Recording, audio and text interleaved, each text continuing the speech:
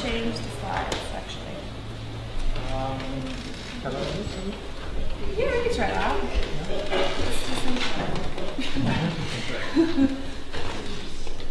All right, so good morning, everybody. I just wanted to start off by saying that I feel very honored and humbled to be at a hackathon and event where we're talking about decentralization. This is something that I would say I don't know a ton about, even though I have very overlapping interests in the sharing economy. And I actually just recently read this book, and I highly recommend it. The Starfish and the Spider, if you guys haven't read it, is wonderful. But I'm actually going to stick to what I know, which is the sharing economy and ownership, and how I see things kind of changing, and how I see the movement actually belonging to the people. So yeah, let's just get into it. So I recently wrote and co-authored a book called It's a Shareable Life, which is right here. You guys can take a look at it later if you like. It's a practical guide to the sharing economy, so it chronicles people's stories, users, and actually tells what the services are and how to use them. And so we crowdfunded the book originally a few years ago, and it's self-published. So actually Neil's here from Shareable. So this is some of the work I do in the sharing economy. I'm a consultant, so I work with companies and marketplaces that need help with marketing and strategy and that kind of thing. So I've been doing that for a few years as well.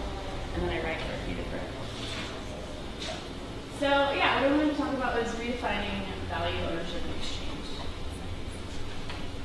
So I think a really big question, something I've been asking a lot, is what is value? How do we exchange it? How do we distribute it? How do we define it even? Is it currency? Is it GDP? Is it work? Is it even our time?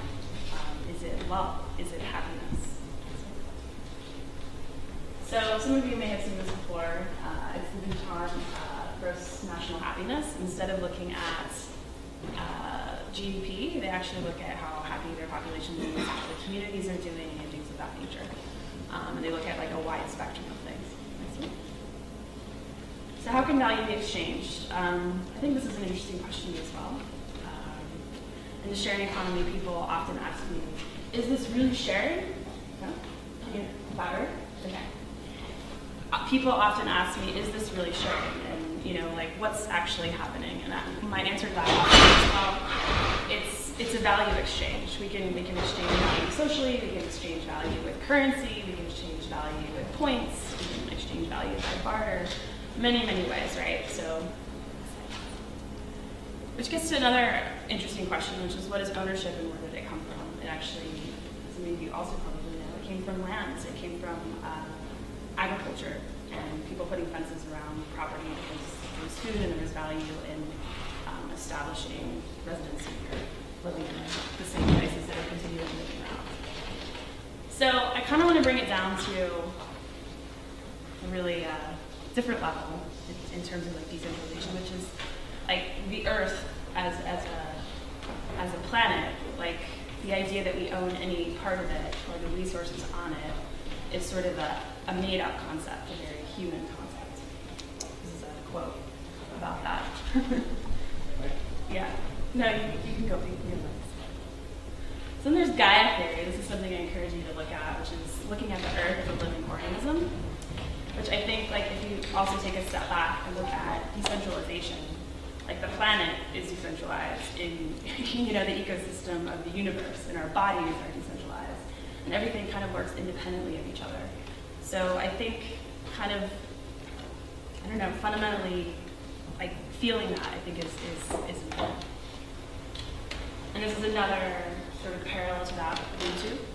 I am because we are is a South African culture that looks at like empathy in terms of their population and how they philosophically do life.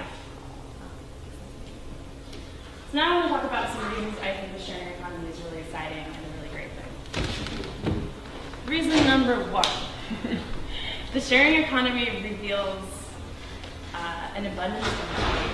So all of the unused time and space and resources and cars that sit on the road like 92% of the time knowledge that can be shared, that extra space, or that extra couch, or that extra bedroom, or your backyard that somebody could possibly camp in. I mean, there's so many ways that you can think about this, and there's some companies there. The next one is, I think that the sharing economy creates new opportunities for generosity. And actually, Time Magazine reported a few years ago that generosity scientifically is contagious. So if I give something to you, you're going to want to do something for somebody else. And the third reason is, I think the sharing economy refocuses us on what's actually important, which is access and experiences.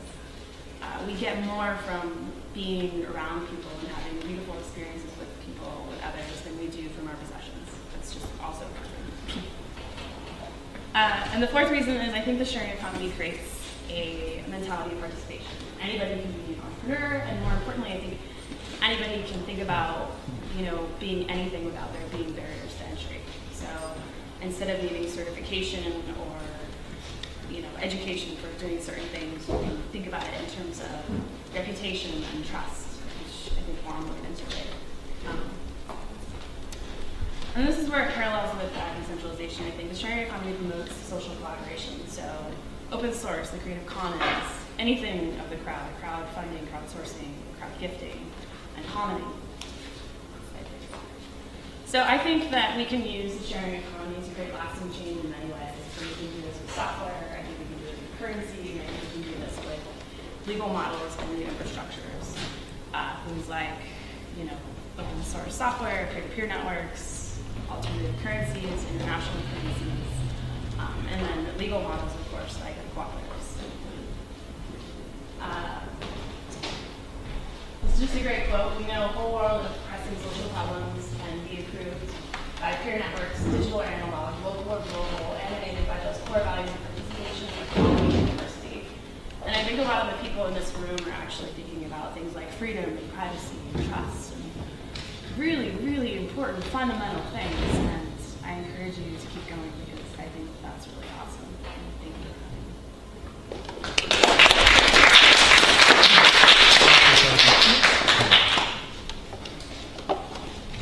So great.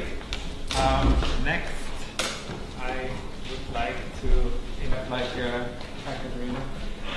We have kind of a pitch session, and